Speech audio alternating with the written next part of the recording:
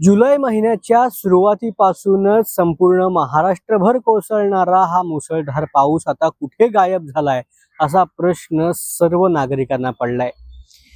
गेल्या 4 ते 5 दिवसांपूर्वी मुंबईसह संपूर्ण महाराष्ट्रात, कोकणात, पुण्यामध्ये पावसाने अतिशय धुमाकूळ घातला होता। पूरजन्य परिस्थिती सर्वत्र निर्माण झाल्याचं आपण पाहिलं होतं। अनेक ठिकाणी अनेक अपघात घडले, सखल भागात पाणी साचलं, जनजीवन विस्कळीत झालं। मात्र हे संपूर्ण जनजीवन विस्कळीत करणारा हा पाऊस गेल्या 2 दिवसांपासून पूर्णपणे गायब झाल्याचं आपल्याला पाहायला मिळतंय।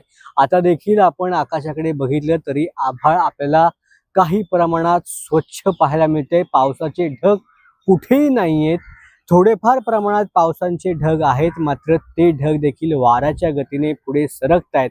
मात्र ह्या मागचं कारण काय, का हे ढग थांबत नाहीयेत आणि पाऊस अचानक गायब झालाय? तर ह्या मागचं कारण असं आहे की प्रशांत महासागरामध्ये अल निनो पुन्हा एकदा सक्रिय झाल्याचं पाहायला मिळतंय। त्याचबरोबर अरबी समुद्रातील जे कमी दाबाचे पट्टे तयार झाले होते, ज्यामुळे मान्सूनला मदत होत होती, ते कमी दाबाचे पट्टे देखील आता कमी झालेले आहेत।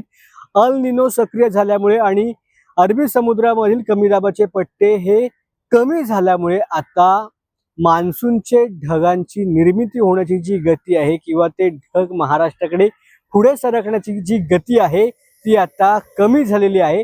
हवामान विभागाने पुढील 10 दिवसात पाऊस तुरळक प्रमाणात होईल असा देखील इशारा दिलेला आहे। शेतकऱ्यांसाठी ही चिंतेची गोष्ट आहे।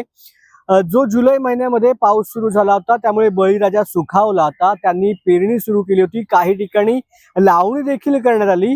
मात्र आता जे ऊन काही प्रमाणात 2 दिवसांपासून पडायला लागलेला आहे आणि हवामान विभागाने जो इशारा दिलाय की पुढील 10 दिवस म्हणजे तब्बल 20 जुलैपर्यंत मान्सून पुन्हा सक्रिय होणार नाहीये। तुरळक प्रमाणात पावसाची ये-जा असणार आहे, सरीवरचा पाऊस असणार आहे। मात्र जो पाऊस आवश्यक होता, शेतकऱ्यांसाठी आवश्यक होता, किंवा जुलै महिन्यामध्ये जो मुसळधार पाऊस कोसळतो तो पाऊस पुढील 20 जुलैपर्यंत होणार नाही। त्यामुळे शेतकऱ्यांवरती देखील दुबार पेरणीचं संकट येऊ शकतं। त्यामुळे जर तुम्हाला हा प्रश्न पडला असेल की हा पाऊस गेला कुठे, तर ह्यामागचं कारण आहे की अल निनो सक्रिय झालेला आहे प्रशांत महासागरामध्ये आणि अरबी समुद्रामधील कमी दाबाचे पट्टे हे कमी झालेत। त्यामुळे आता हे चक्र बदलल्यामुळे मान्सूनच्या ढगांची जी निर्मिती आहे ती कमी झाली। व्हिडिओ जर्नलिस्ट सोहमसह मी सिद्धेश, बित्तम बातमी, मुंबई।